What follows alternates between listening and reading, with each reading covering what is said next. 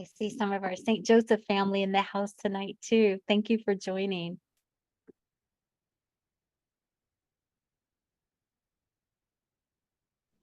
Good to see you, Dr. Dunya. You too, Lori. Good to see you. And Elisa, please. Good to see you.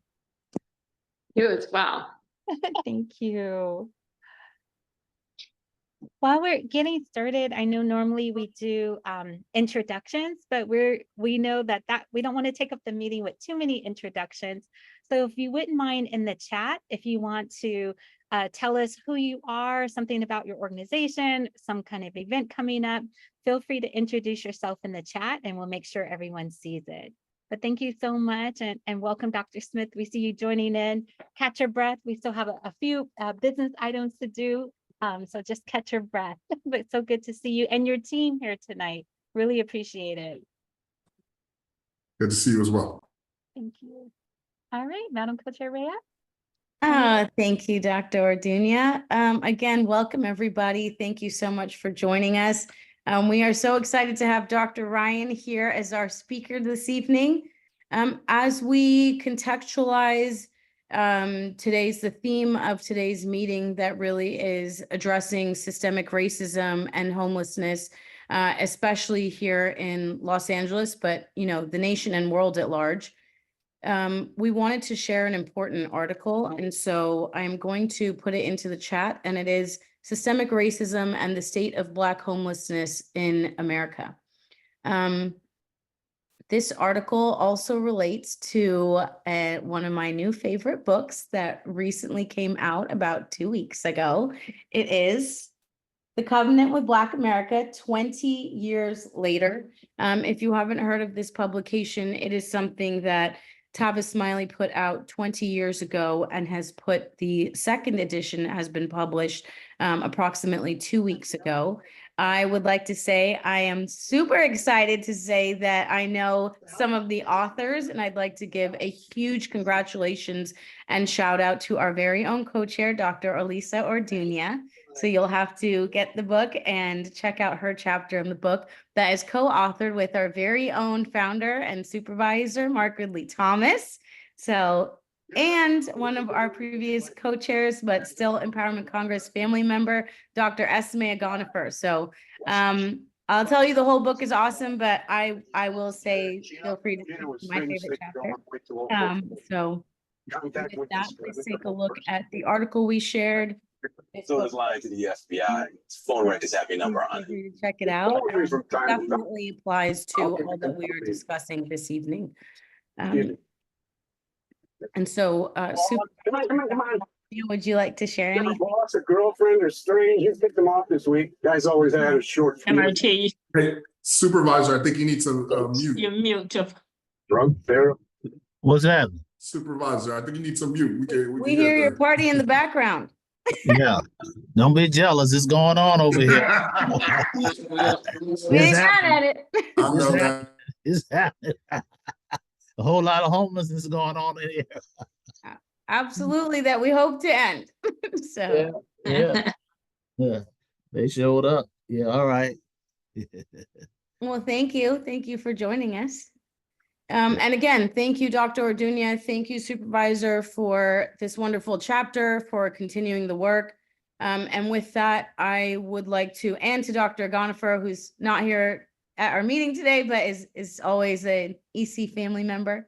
So with that, I would like to share a recap of our July 25th meeting. I know that seems like a long time ago, but we've had a lot of things going on in our space. And so I would like to share just a quick recap about that meeting. It was an amazing days of dialogue opportunity that unfortunately I was not able to attend, but I did hear that it went really well. And so I would just like to share a quick recap on that and then pass it to my co-chair, Dr. Orduña.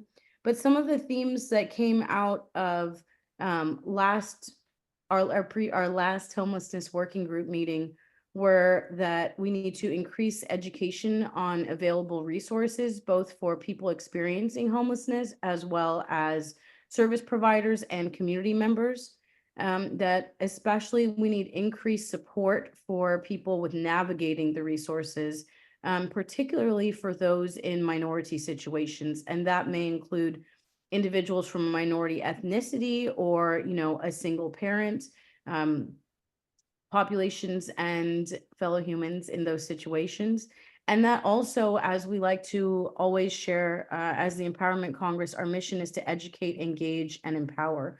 So with that, how to support and encourage people to take action, whether that's writing to the governor, writing to our state representatives, volunteering, advocating, or even starting a conversation with a fellow Angelino or any fellow human experiencing homelessness in our neighborhood, just to learn more about their story and humanize. So I think that that definitely relates to our theme for the evening. And so without any further ado, I'd like to pass it to Dr. Orduña to introduce our speaker this evening. Hi, thank you so much, Rhea. Well, and thank you so much for all of you who have come out tonight. I see Shannon with our SPA 6 Coalition, Janice Martin with our faith leadership, and the editor of Praxis newsletter, which just want to give a quick plug before I introduce Ryan. If you want to know all things that around homelessness that are happening at state, federal, local level, please make sure you have signed up for the Praxis newsletter that Janice has put together. It is a wealth of information. I think one of the best resources in the state, at least, if not the country, on homelessness and what's happening. So just want to give a plug there. I don't know, Janice, if you want to say any highlights.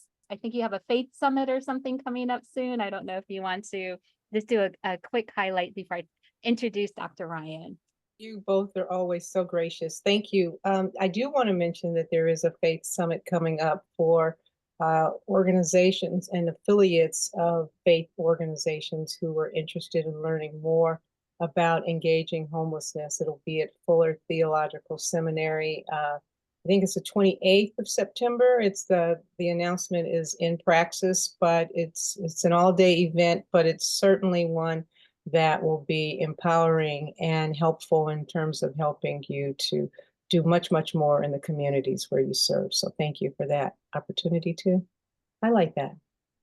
Awesome, thank you. And just also quickly on the policy note, Thursday, the 26th, there will be a happy hour for Good Trouble. If you have heard about this measure called A, or if you've heard about A Bold New Way, or maybe you've heard about it and you fully support it, or you want to learn out, I'll put a flyer in the chat and you are welcome to also attend that event.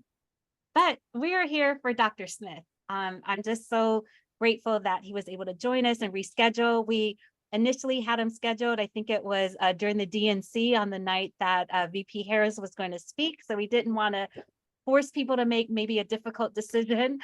So we want to reschedule for this evening. So thank you, Dr. Smith, for accommodating us. And let me just I'm going to read your formal bio, which I know you do not like, but it's so important that people know who you are, and particularly as a leader within this sector. So Dr. Ryan Smith serves as the president and CEO of St. Joseph Center in Los Angeles. For almost 50 years, St. Joseph Center has been at the forefront of supporting working poor families, as well as unhoused men, women, and youth across the county. One of LA County's largest service providers, St. Joseph Center's mission is to provide working class families, as well as homeless men, women, and children of all ages with the inner resources and tools to become productive, stable, and self-supporting members of the community. Prior to joining St. Joseph, Ryan served as Chief Strategy Officer for Community Coalition, an organization founded by Mayor Karen Bass, with the mission of transforming the social and economic conditions of residents in South Los Angeles and beyond. In this capacity, he spearheaded the organization's strategy and power building efforts. Notably, he managed the successful Make LA Whole anti-poverty campaign, securing over $200 million in city funds for high-need communities. Additionally, he acted as executive lead for the Community Coalition's South Central Youth Empowered Through Action program.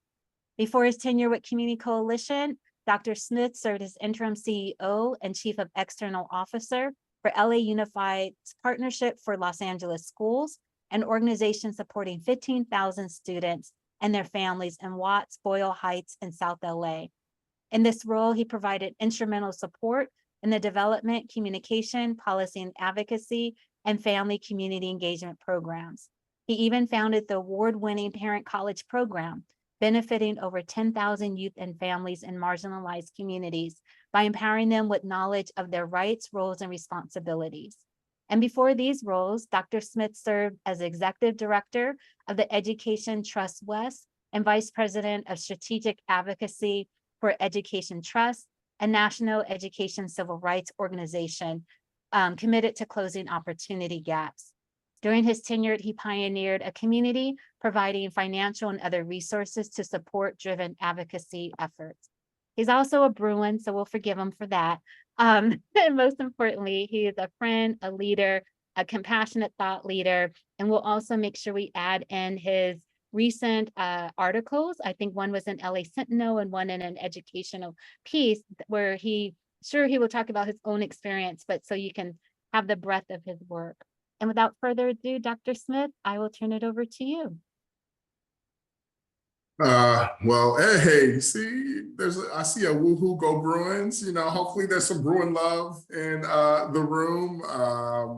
My mother went to USC, so I understand the other side as well. But I want to just say good evening. I'm really honored to be here with the Empowerment Congress. So many folks that I respect and admire do good work out there, and the Empowerment Congress is absolutely one of them. I will say that Dr. Lisa Orduña and I had the chance of our paths crossing at the United Way, and I always was like, this person is so committed, so mission driven, so engaged, and always said the right thing unapologetically. And in those years since, has never veered from that, has always been committed to what's right and good. And I'm just so grateful for your leadership and all that you do, your mentorship, your guidance, your friendship of not just me, but so many people out there. So thank you. Thank you. I think we got to give people flowers when we can in the rooms that they're in. Speaking of that, I do want to just thank Supervisor Mark Ridley Thomas for all that he's done. I don't think I'd be in this position. Many of us would not be in these positions if it was not for Supervisor and the courageousness that you had, particularly in this issue when people were just talking about homelessness monolithically. You reminded folks of the disparities that existed, particularly for Black people experiencing homelessness. And there would not be the type of progress that we see currently in Los Angeles if we did not have Supervisor Mark Ridley Thomas. We stand on your shoulders. So thank you, thank you, thank you for all that you do. And I appreciate that you're partying at 6 as well. And I'm grateful for all that you do. And just thanking all the other folks who've been able to join us as well. As Melissa mentioned, I'm Ryan Smith. I am 6 months into my tenure as President CEO of the St. Joseph Center.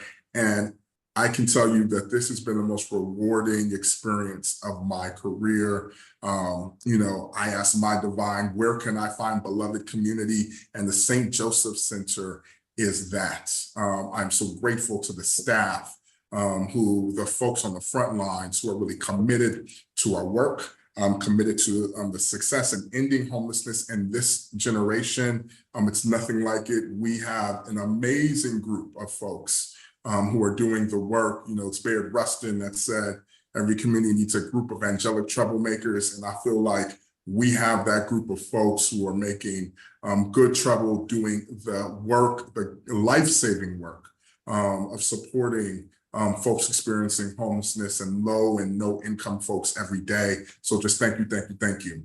I'm just gonna, I have a couple slides that I wanted to share with folks, just a little bit about me beyond some of the resume stuff. Thank you so much, Elisa. But it will tell you about how I think about this work and why I come to it. So give me a second while I share my screen. This is always challenging, but let's see if I do that. Can you all see that? Yep. All right. Well, I will, I just have a couple of slides that I wanted to share. And I was good from the beginning. So, you'll see in the chat that I was able to pin in a piece in the LA Sentinel along with Dana Henry, who was the director of Black Justice Initiatives for the Weingart Foundation, about the power of narratives. There's a lot of ways in which we need to move the needle when it comes to ending homelessness. But I do know something: when we move the needle for Black people experiencing homelessness, we move the needle for everyone experiencing homelessness. When we center the needs of Black communities, we know that that's an equity imperative, that all communities get better. So I'm unapologetically committed to speaking to the lives of Black people, Black and Brown people, Indigenous people, all communities of color. But it's really important that we can tell our stories, and not just stories that are of our obstacles, but stories of success. So I'm going to do a little bit of that today, but I'm gonna start with mine as I should. So this is my mom and me. I know I've grown less cute as I've gotten older. My mother actually grew up in East Palo Alto, was the first in her family to go to college, went to USC, and had me, and did everything possible for us to thrive. And I'm appreciative of that. She spent her life savings to move us to a community where she heard schools were good. And I'm grateful and honored for her work. I will say this: there's two things. One, in that same community, although my mother worked day in and day out, 9 to 9, so that we could persist there, so I could go to school. There was a day after school that I came in the home that we had had for a decade and saw an eviction sign. My mother, handed me trash bags and said, in this home that we spent, once again, 10 years building, that we need to be out in 10 hours. It was because of that, when we got all of our items, we went, and there was a time in which we were in our car trying to figure things out, and finally she found a neighbor somewhere in the community that allowed us to sleep in a small living room. We slept next to each other on the couch so that I could finish high school. If it wasn't for my high school counselor and assistant principal, who understood that something was going on, they actually paid for my applications to go to UCLA, I wouldn't be a Bruin 3 times over. I wouldn't be here. If it wasn't for the continuum of care that I received, if it wasn't for the neighbors who really cared for me, I would not be here. And I'm grateful for my mother's sacrifice. I'm grateful they were able to make it. I will also say that my mother suffers from some significant health challenges. So I'm also I'm also her caretaker day to day, but I'm grateful for her and grateful for her sacrifice and commitment. This is my pops. He was an activist, an artist. He used to say, we're 100% Maasai warriors. And I'd be like, the Maasai came from East Africa. I'm not sure if our people can't, what I know in the transatlantic is that we came from the west part of the continent, but he was always really committed to success and activism and life and art. And it's one of the reasons why I'm really unapologetically committed to issues of social justice. I did go to UCLA, go Bruins, as we've mentioned. I actually went the year after, 2 years after Proposition 209, as many of us remember. So out of a class of something like, 7,000 students, I was one of 27 Black men who were accepted that year. There's only less than 100 Black students. That was less than in 1967. So many of us became activists through that work, and that's what made me really excited to continue and think about how we do, particularly youth and family work. I spent some time teaching in orphanages in Cuernavaca and DF in Mexico. So para ustedes que hablan español, mi nombre en Mexico es Chocolatote Grandote, which is giant chocolate. My students call me Giant Chocolate, but I brought a lot of that back to Los Angeles. I really believe in the power of Black and Brown solidarity and us being cross-cultural in our efforts to address in homelessness as well. So that's been really powerful. And then I went, as Elisa mentioned, to do family and community engagement work with some LAUSD schools. We built a parent college program that educated parents on their rights, roles, responsibilities, really believing in centering youth and family experience. I was also in charge of how we thought about wraparound services for schools. This is actually a picture where we took parents from those communities, South LA, Borough Heights, Watts, to UC Irvine. And we didn't think, you know, hey, who would sign up to go to UC? I'm not going to say that. Go UC Irvine, folks. But, you know, it's the weekend and people often say these things about parents. Once again, this was a 12-month program and parents have been, anyway, 1,000 parents got on buses that day and went year after year to learn not only about how to support their students, but they were standing up for their families and communities. And it's always left an impression of the work that I did. I've done some research and policy work. I'm very committed to systems change. There was a report that I led at Trust West called Black Minds Matter on the state of Black students, the majority report on the state of Latinx students. And I will say, you know, I started with my pops. I'll start to end towards my father. This is the last time I saw, this is the picture. I'm grateful for this picture. It's the last time I actually saw him alive. It was right before the pandemic. And unfortunately, he had health challenges. So we wanted to make sure he was okay. So he passed during the pandemic. This is actually a picture of him. We were doing a fundraiser for youth in Watts, and he came and he was so proud and said to continue the work. But he also reminded me, hey, remember that doctorate you said you were going to finish, particularly rooted in Black communities? Maybe it's time to actually do that. And I did finish my doctorate at UCLA, which I'm grateful for. That was really connected to how families were surviving and thriving, particularly after the pandemic, and was grateful to finish that. And all of that has led me to the St. Joseph Center. I know many of you know the St. Joseph Center because of the legacy of the work. Dr. Felicia Adams Kellum is a hero in all that she has done for our folks experiencing homelessness. And I'm grateful for her leadership. If you don't know St. Joseph Center, we are one of the leading homeless service providers in LA County. We have been doing that work for over 47 years. We're founded by radical nuns who really believed in uplifting the dignity and humanity of people. And 47 years later, we continue to do that work. We support 15,000 people a year in a number of areas when it comes to housing, when it comes to outreach and engagement, mental health supports, and a lot of workforce development work as well. We look at our workforce, demographically, we have 400 staff, 50% of our staff are Black, 28% of our staff identify as Latinx. I believe about roughly 17 or 18% of our staff identifies white, and they are doing the good work across the organization. We did about, when I came in, we had a spring of love, and we did about 10 to 15 staff appreciation events just to thank our frontline staff for their hard work and their commitment. So many of the pictures that you see are from many of those events. I once again just want to shout out the St. Joseph Center staff. Thank you for the life-saving work that you do each day.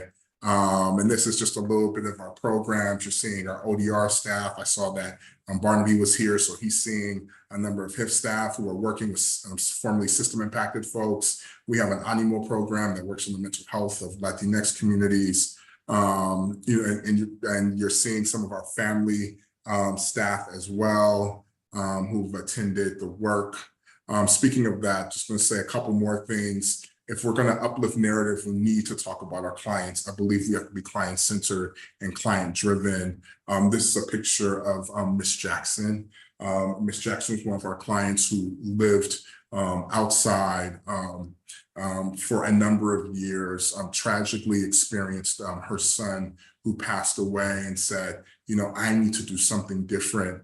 Got support from caseworkers at St. Joseph Center, was able to work through a number of programs. By the way, this is a collective effort. We all have to make sure we can't just shout out St. Joseph. We're not talking about the folks that we work with on the mental health side, the folks that we work with on the health side. Anyway, there was a team of folks who wrapped around and supported, and recently Ms. Jackson received keys to her home and continues to rehabilitative care to continue to do the work. When we asked her what her life is and what's happening now, she says that, you know, some things are not what you want, it's what you need. But what I need now is peace, joy, and love, because I can give it.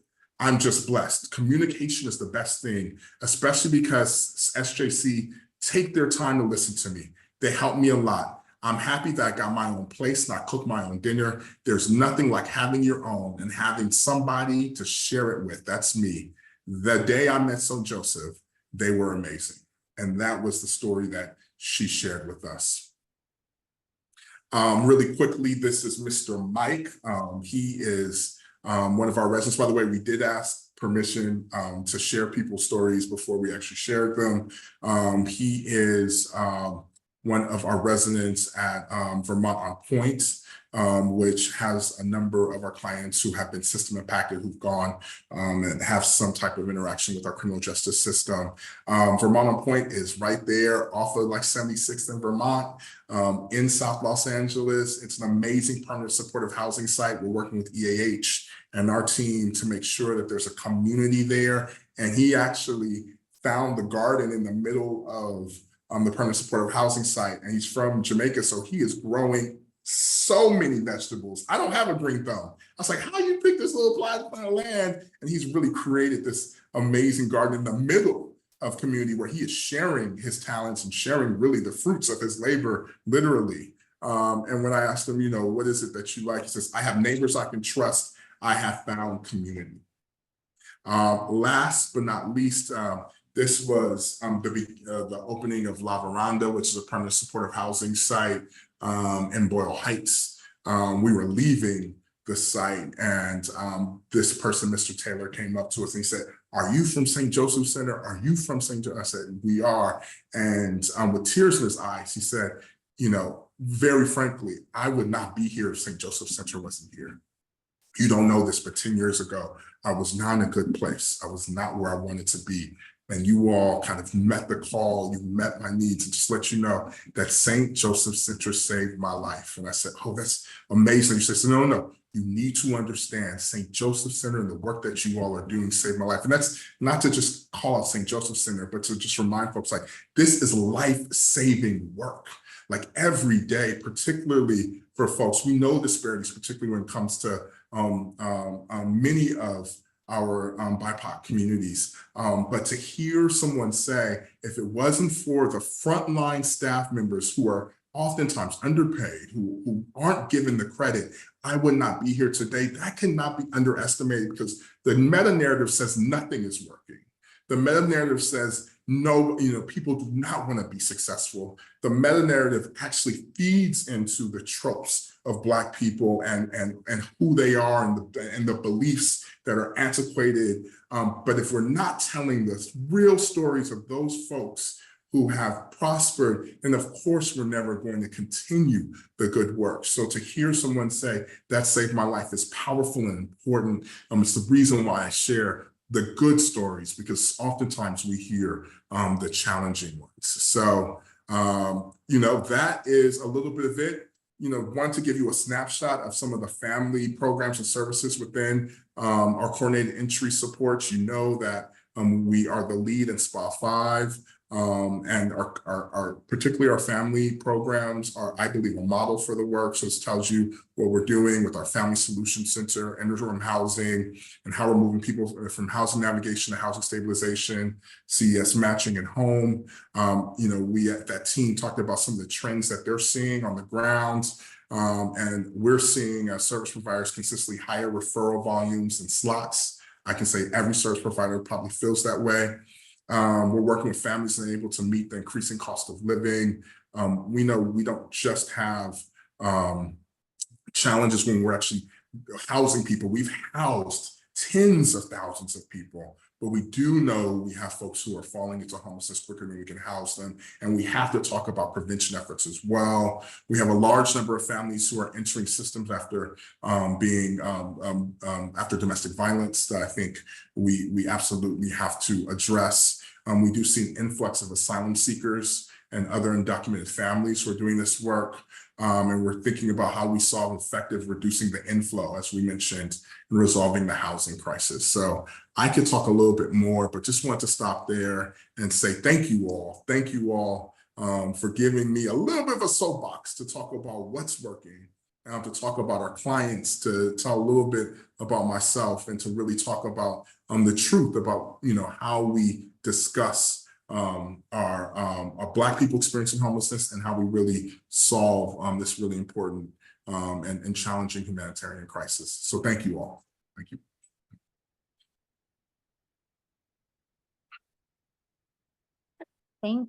Thank you, Dr. Smith. Thank you. Just incredible work that you're doing, and the themes that you talked about. What stood out for me was this collaboration, that one agency, one person, one team can't do it by themselves. And from your own personal story of having neighbors and families, educators, and just people that looked out, to what even St. Joseph is doing in its collaboration with mental health workers and other substance use workers, housing providers, landlords, community residents, is incredible. And at Empowerment Congress, we've talked about our building the bridges and having that outreach here. So you just kind of affirmed something that we've been sensing too. With that, Rhea, should we open up to questions? Or Supervisor, I always like to start with you if you have any thoughts or questions that you may want before we kick it off and open it up to everyone. You may have had to step away too. Rhea, I'll send it over to you, Madam Co-Chair. Okay, thank you, Dr. Orduña. Dr. Ryan, thank you so much just for the work you do, for what you represent, and to you and the St. Joseph Center. We really appreciate it, and it takes community, as Elisa said, and as you alluded to, beloved community. So thank you for embodying that and spreading that message. So with that, we'd like to open it up to our group for any questions you may have for Dr. Ryan. And by the way, before we do that, I do Sure. thank you. I do want to shout out, we have some folks from St. Joseph. I really want to shout out Alexis down there. Alexis is doing, we're talking about being unapologetic and committed, particularly to Black people experiencing homelessness. She has represented us on the task force for a number of years, has really moved the needle for the work. We would have not made as many inroads, particularly in lifting LIV experts, if it wasn't for Alexis Tanner's leadership. So thank you so much. I'm so honored to be your colleague and to learn from all the work that you've done. Oh, by the way, there's like 53 people here. Wow, I thought it was gonna be like me and my mom and some cousins. Thank you all for coming as well. So appreciate that. Dr. Ryan, you know we bring a party. We're the Empowerment Congress, and we know St. Joseph brings a That's party what's too. So real organizers. I know that's right. So yeah. With that, any questions for Dr. Ryan? And if you'd like to just raise your hand and we'll call on you, please.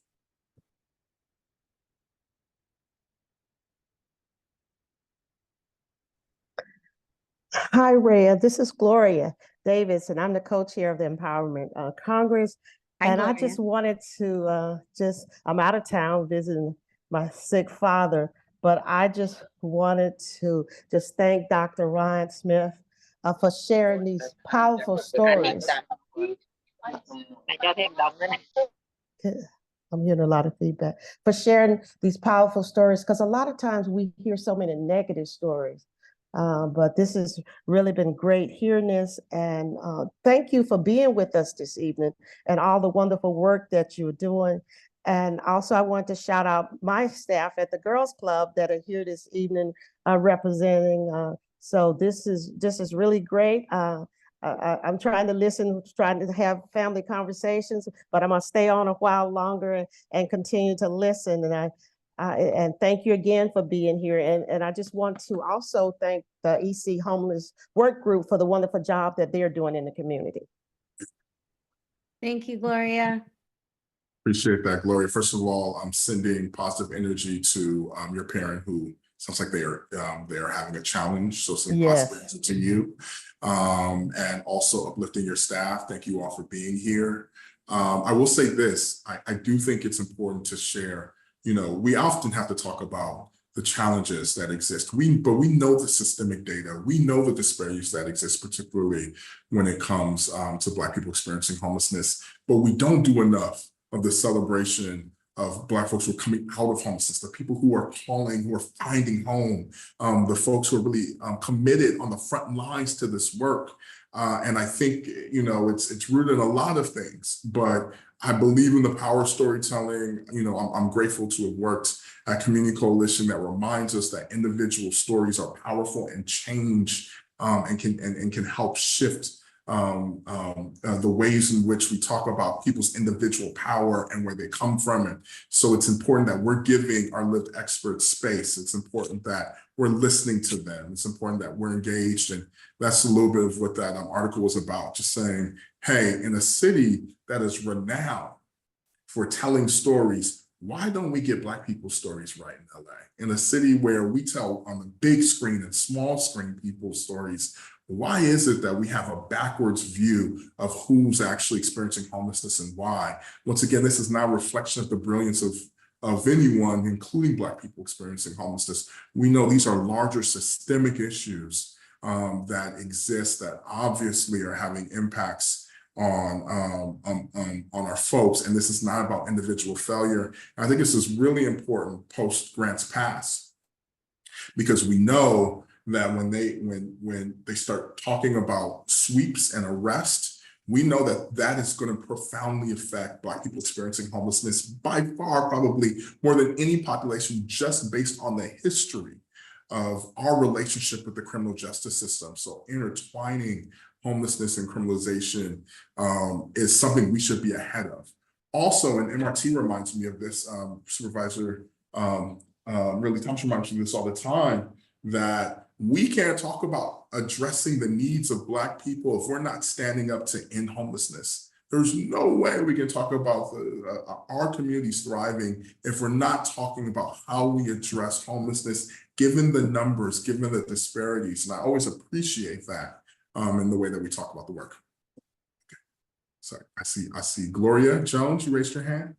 Yes, hi, my name is Gloria Jones, and I am I guess I work in the social sector, dealing with a lot of different types of people.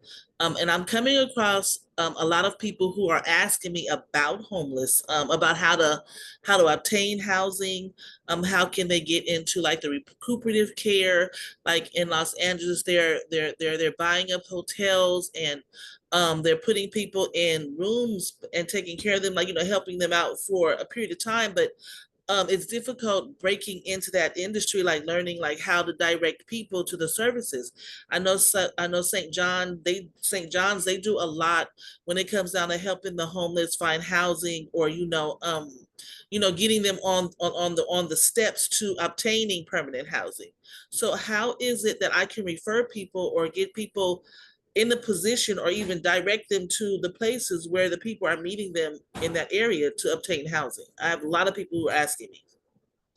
First of all, Gloria, I really appreciate your question, and thank you for even being open to referring people and to support folks. I just put some of my contact information in the chat. I know that's not what you asked for, but I just want to make sure that we continue that work. So if there are folks who need support with housing or referrals, you can certainly lean on us at the St. Joseph Center to help navigate. Obviously, we are the leads for SPA 5, which is on the west side, although we do have services in SPA 6, which is South Los Angeles, and we have an office downtown. But we also have an access center where it's usually the first step for folks to understand the resources that they can find in order to address some of their housing issues and their housing needs. So one thing I can do is this: I can give and I'll do this in the chat. You have my information, but I can also give information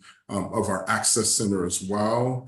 And we should be able to help refer, whether it's us, whether it's another agency, to get you what you need. So I wanted to say that. So I just want to make sure you remember me. My name is Gloria Jones. Mm-hmm.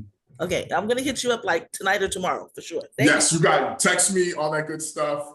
And I will remember Gloria Jones, I've committed that to memory. So I'm gonna make sure that when you reach out, that we'll follow up, and I'll make sure to connect you with the team members that can certainly help out.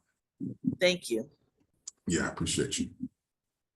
Dr. Ryan, we have another question in the chat, and this is from Marvin Espinosa, who's with Girls Club of LA. He asks, what are the most effective strategies or policies you've seen in addressing homelessness, and how can they be scaled or replicated in other communities? So there was somebody asking. Okay, well, that's interesting that you asked that because we one thing that we are known for is our innovative efforts to address unsheltered homelessness. St. Joseph Center has been at the forefront of thinking about how to meet people where they're at to bring them inside, but also seeing results when that happens. So I just put in the chat hey Kimberly, I just put that. I just saw somebody. I put in the chat a study that USC did for our efforts around Oceanfront Walk. As you know, once again, we've done a lot of work. I know that Supervisor Willie Thomas will know this, ensuring that folks come inside. But we had a dynamic approach working with our outreach and engagement teams. These are multidisciplinary teams. So we're talking about clinicians, we're talking about community ambassadors, we're talking about nurses who went out to encampments and met folks where they're at. They built relationships, they provided resources, they thought about over time how we ensure that we understand the communities that we're working with. It's so much so that they even thought about the different communities within many of those encampments. And then they made sure for the folks who were interested in moving inside, they already had the beds, they already had the spaces to actually move them into interim housing in order to make sure that they get into permanent supportive housing. What's great about this model is from when they were engaged from our outreach team to when we tracked them 2 years later, I believe it's 93% of those folks who were engaged by the St. Joseph Center team stayed in permanent housing, were continued to be in permanent housing from the point in which they were engaged by our team to stay. And that's 93%, which is by far greater than success we'd ever seen. You had mentioned scaling some of that work. Guess what that program ended up becoming? That actually became the model and basis for the Mayor's Inside Safe program. So the work that was started here to think about how we humanely move folks inside and provide them the resources to thrive are now being scaled to hundreds of folks across Los Angeles. I'll say this because the mayor said on record, that work was the model of the program. First, I used to just whisper that. And then when she said it in public, I said, oh, I can say it because it's on the record. On the record, she said, if it wasn't for the work that St. Joseph was doing there, we wouldn't be able to do that. And a lot of that's, Dr. Adams-Kellum was remarkable in thinking through how to do that and how to scale. I think about that because we continue to see folks moving inside from those efforts into interim housing. We now support 9 Inside Safe sites and 2 Pathway Home sites across the city and county. And why I'll say this matters right now too is we've seen the governor's executive order around moving encampments. And, it's not just what we do, it's how we do it. Yes, there should be a sense of urgency about how we move people inside, but that needs to be humane. That needs to be humane. That needs to be in coordination with folks who are experiencing homelessness. And you can't just move an encampment and think people are going to come inside. They're just going to go someplace else. You have no place for them to actually move into if you're just moving encampments. You're not helping anyone. That feels not where we should be centering our work. We should be centering our work on how do we have enough places whether they're interim housing, bridge housing, permanent supportive housing, to actually move people inside. But I will say that that work brings joy to my heart to this day. Our amazing outreach and engagement teams on the forefront doing that work across the city and county. And I do believe we can move people humanely inside, not force them to move, but do it in a way that uplifts their dignity and their humanity. So that's one example. Yes, and thank you, Shannon. We need to pass Measure A because we don't have enough money, enough funds, enough resources to actually get that done. So if we want to do anything to actually impact the lives of folks experiencing homelessness this day and continue the good work. We're hearing this election season a lot about not backwards, moving forwards, but we've seen decreases in homelessness and sheltered homelessness across the county. On the west side where we do work, there was a 19% decrease in homelessness. That is significant, and that's because of the good work. But if we do not pass Measure A in November, we are absolutely moving backwards. We need to make sure that we continue the work. And honestly, what we're hearing is that we'll see a 30% increase in homelessness if Measure A does not pass. More people will be on the streets. We will absolutely go backwards. And we've seen progress, but we certainly don't want to see our numbers increase. We need to make sure that we continue to move in the right direction. So supporting Measure A is important. Hopefully it's on your ballot. Please say yes to Measure A. And once again, we have a teach-in and happy hour for people who like libations, but you can drink water too. We have a teach-in of folks that's coming up that we put in. So, yeah. Thank you so much, Dr. Ryan. Yes, Supervisor. Thanks very much for your presentation. I think it has to be said that in order for us to make progress, the place where you landed with respect to Measure A is essential.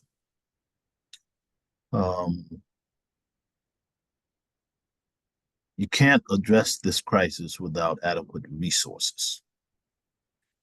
And let me dial you back to 2015, 2016, 2017. Measure H, Proposition Triple H, county, city, respectively. There had never been that amount of money allocated in this region to address the homeless crisis. 1.2 billion in terms of the city, November of 2016.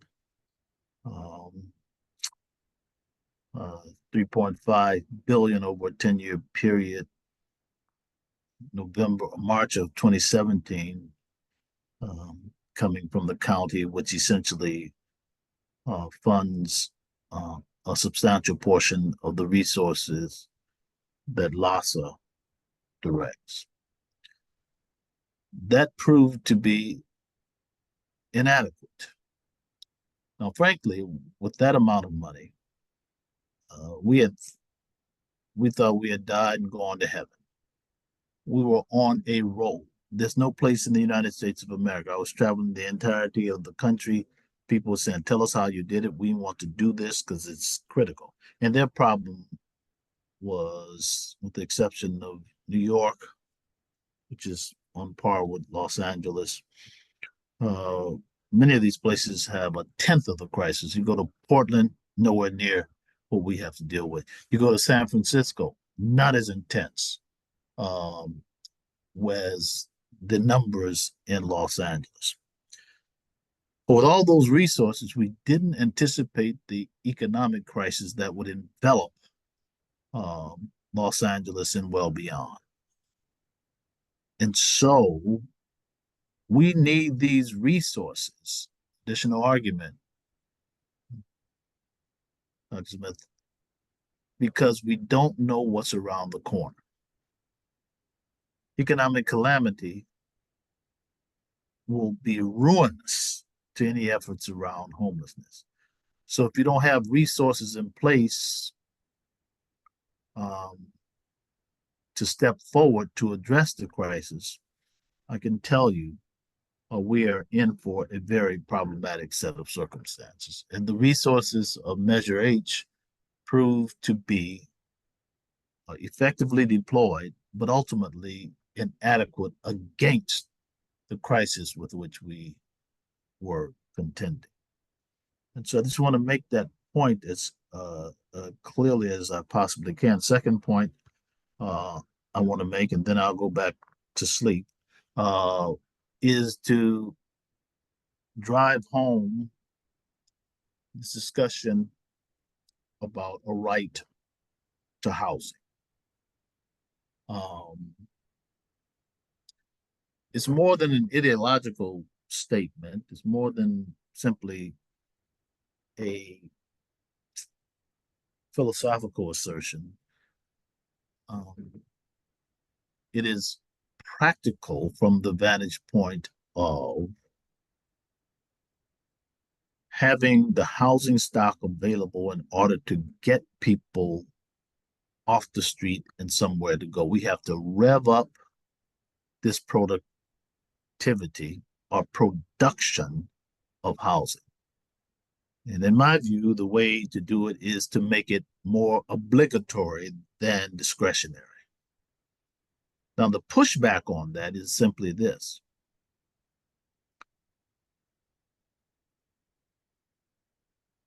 And this is what the financial people say at the state and at local levels.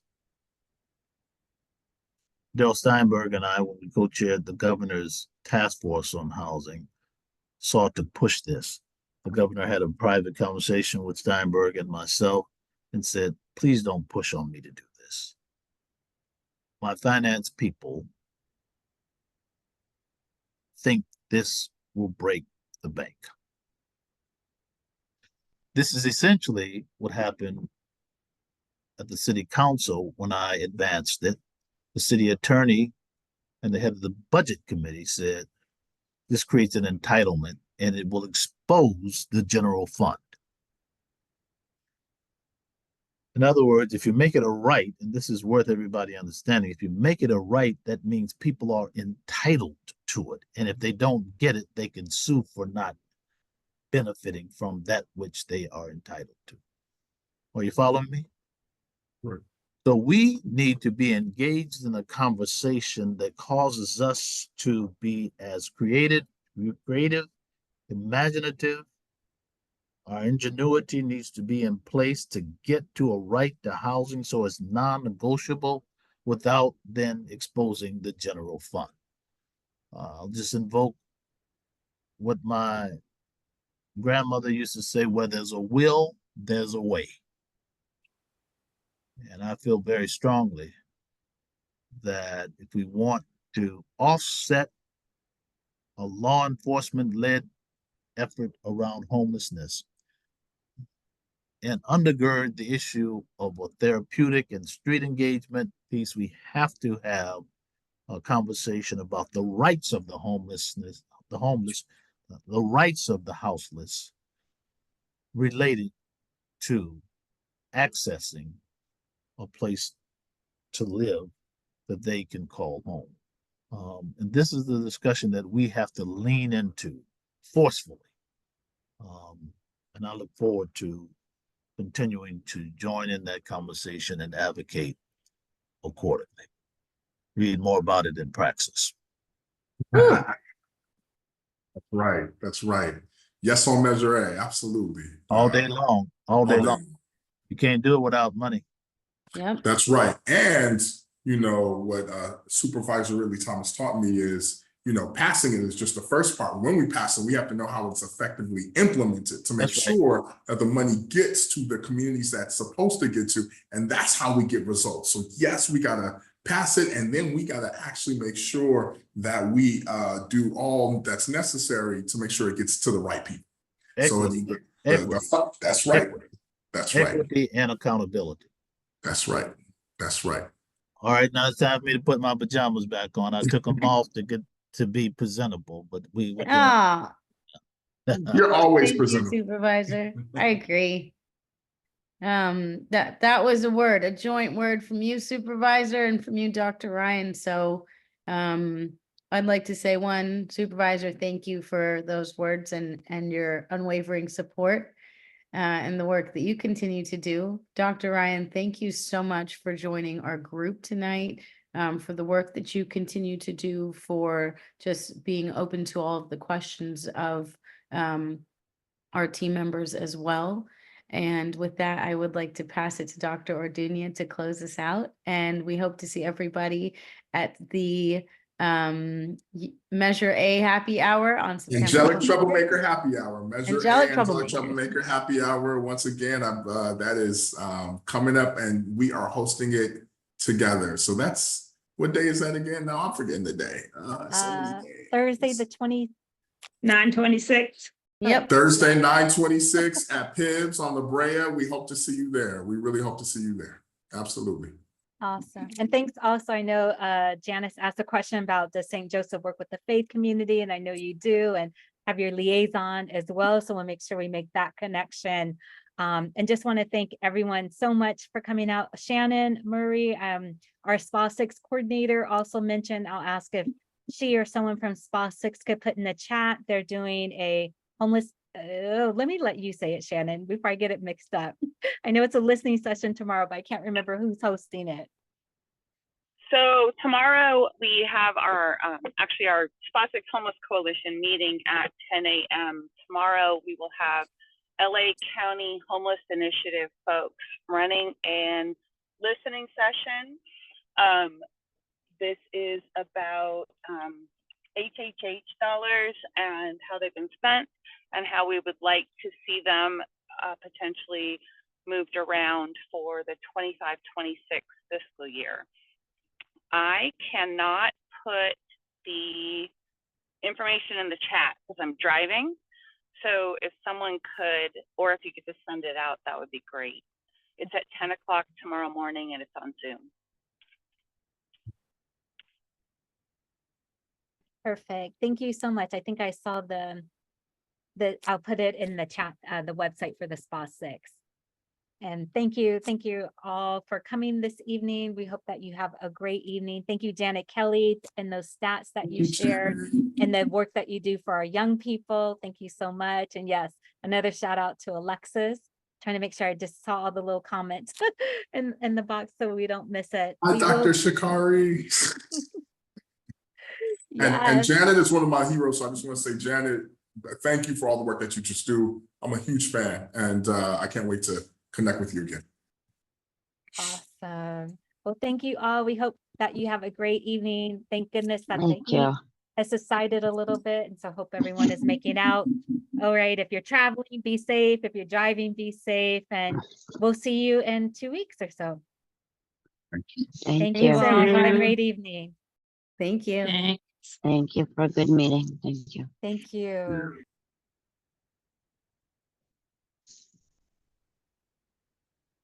Okay.